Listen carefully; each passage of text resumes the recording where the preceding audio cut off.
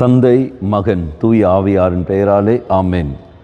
இயேசு கிறிஸ்துவின் அன்புமிக்க சகோதர சகோதரிகளை உங்கள் அனைவருக்கும் கிறிஸ்து இயேசுவின் அன்பு கடந்த வணக்கத்தை தெரிவித்துக் கொள்கின்றேன். இன்று நற்செய்தி பாகமானது மார்க் நற்செய்தி 3ஆம் அதிகாரம் 1 முதல் 6 வரையுள்ள திருவாக்கியங்கள். குறிப்பாக 2வது வாக்கியம், சிலர் இயேசு மீது குற்றம் சுமத்தும் நோக்குடன் ஓய்வு நாளில் அவரை குணப்படுத்துவாரா என்று கூர்ந்து கவனித்து கொண்டே இருந்தனர். நாம் பார்க்கின்றோம், இயேசு நன்மை செய்வதற்காக அங்கு இருக்கின்றார். ஆனால் மற்றவர்கள் இயேசுவை கூர்ந்து கவனிக்கிறார்கள். எதற்காக? அவர் மீது குற்றம் சுமத்துவதற்காக.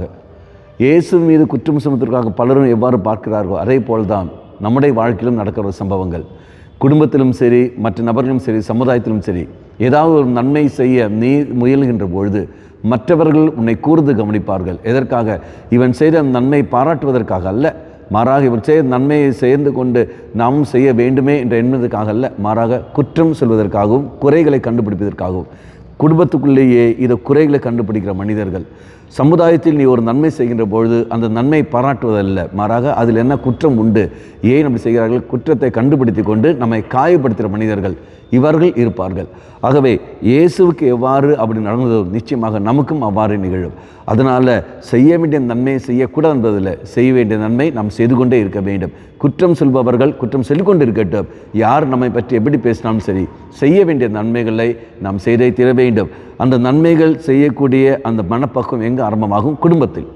குடும்பத்தில் மனைவி கணவனுக்காக எல்லாம் செய்து கொண்டிருப்பார்கள், கணவன் மனைவிக்காக எல்லாம் செய்து கொண்டிருப்பார், பிள்ளைகள் பெற்றோருக்காக அல்ல பெற்றோர்கள் பிள்ளைகளுக்காக எல்லாம் செய்து கொண்டிருப்பார்கள்.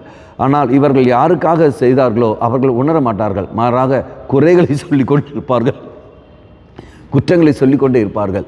அவ்வாறு குற்றங்கள் சொல்கிற காரணத்தினால் நாம் செய்ய வேண்டிய நன்மைகளை செய்யாமல் கூட தொடர்ந்து செய்வோம்.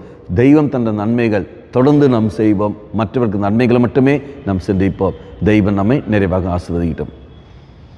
அம்மா மாதாவே, தெய்வ மாதாவே, எங்கள் மாதாவே, என் அன்னையே, விசேஷமாக எங்களுக்காக பரிந்து பேசும். ஆமேன்.